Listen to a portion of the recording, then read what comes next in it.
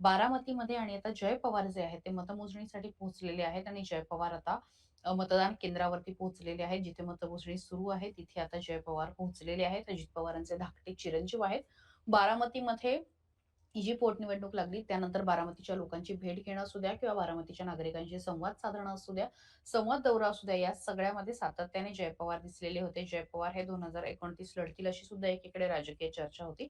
मात्र ही चर्चा आत्ता आपण बाजूला ठेवू. पण जय पवार जे आहेत तर त्यांची आता विशेषतः अजित पवारांच्या निधनानंतर पार्थ पवार हे सुरुवातीपासून राजकारणामध्ये ॲक्टिव्ह होते. पण जय हे सुद्धा आता राजकारणामध्ये काहीसे उतरताना दिसतायत. विशेषतः दादांच्या निधनानंतर ज्या पद्धतीने पार्टी एक खांबी सूत्रही पवारांना स्वतःकडे ठेवायची असतील, सुनेत्रा पवारांकडे ठेवायची असेल, तर त्यांच्या दोनही मुलांनी पुढे येणं आणि एक स्वतःला आईला एक बॅकअप देणं, आम्ही आहोत.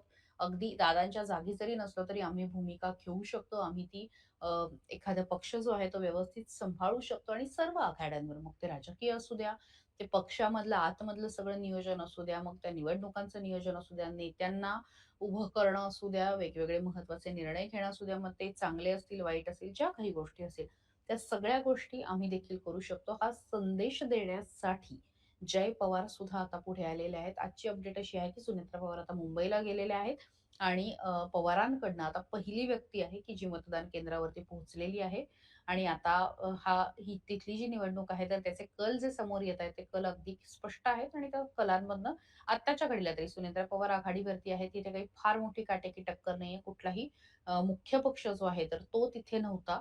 कुठल्याही मुख्य पक्षाने कॉन्टेस्ट केलेलं नव्हतं. काँग्रेसने ऐनवेळी माघार घेतलेली होती. काँग्रेसने राष्ट्रवादीला झुंजवलं. थोडासा त्रासही म्हणजे त्रास असं नाही म्हणू शकत आपण, पण वाट बघायला लावली, कष्ट करायला लावले, विनंती करायला लावली. पण अखेर काँग्रेसने सुद्धा माघार घेतली आणि त्यानंतर आता तिथला जो निकाल आहे तो समोर यायला सुरुवात झालेली आहे.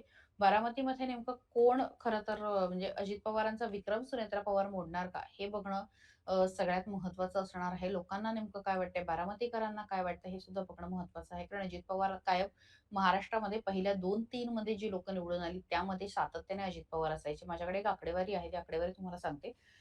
2024 ची आकडेवारी आहे आणि त्यावेळेस बारामतीला मतदान झालं होतं 71.86% आणि अर्थात अजितदादा जिंकले होते आणि विजयी मतं होती 1,81,132 आणि मताधिक्य होतं 1,01,000. 2019 साली जी विधानसभा झाली त्याच्यामध्ये अजित पवारांना मतं होती 1,95,641 आणि मताधिक्य होतं 1,65,265. त्यानंतर 2014 ला अजित पवारांना मतं मिळाली होती 1,50,588 मताधिक्य होतं 89,791 आणि 2009 साली अजित पवारांना मतं होती 1,28,544 आणि मताधिक्य होतं 1,02,797. त्यामुळे आता खरं तर बारामतीचा विक्रम जो आहे तो 1,65,256 चा आहे 2019चा. सुनेत्रा पवारांना यावेळेस खरंच तेवढी मतं मिळतील का? बारामतीकरांच्या मनात काय आहे? खरं तर ही ना स्पर्धा नाहीये. म्हणजे पोटनिवडणूक हा थोडासा भावनिक विषय सुद्धा असतो. अजित पवारांसारख्या महाराष्ट्राला वेगळी दिशा देणाऱ्या राजकीय असू द्या किंवा सामाजिक दिशा देणाऱ्या एका नेत्याचं अस्त झालेलं आहे आणि नंतर सुनेत्रा पवारांची निवडणूक आहे. मात्र तिथे लोकांच्या मनात नेमकं काय आहे याचा अंदाज त्या निमित्ताने येतो आणि तो अंदाज जो आहे तर तो आता येणार आहे. त्यामुळे ही निवडणूक बघणं सुद्धा तितकंच महत्त्वाचं असणार आहे. तितकंच त्याकडे सुद्धा आपलं लक्ष असणार आहे आणि यासोबतच मी जसं म्हटलं तसं की पश्चिम बंगाल आणि इतर ठिकाणी सुद्धा आपलं लक्ष राखणार आहे. महाराष्ट्रातील सर्व बातम्यांचे विश्वासार्ह व्यासपीठ, सकाळच्या सर्व सोशल मीडिया प्लॅटफॉर्मला लाईक, फॉलो आणि सबस्क्राईब करा.